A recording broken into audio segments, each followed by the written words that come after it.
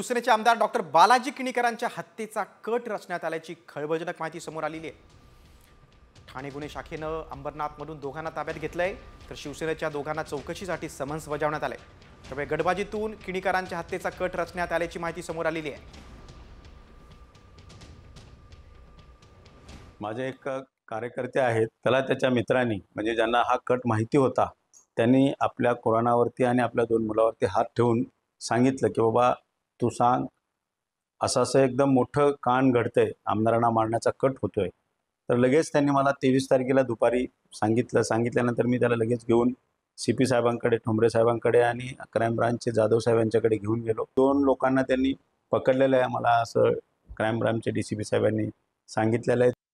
बालाजी किणीकर त्यांच्या हत्येचा कट रचल्याची देखील त्या बाबतीमध्ये पोलीस कसून चौकशी करतायत आणि ही देखील अतिशय गंभीर घटना आहे आणि त्याच्याकडे देखील आम्ही गांभीर्याने पाहतोय। मी स्वतः देखील त्यामध्ये लक्ष घातलेलं आहे आणि गृह विभाग देखील त्यामध्ये काम करतोय।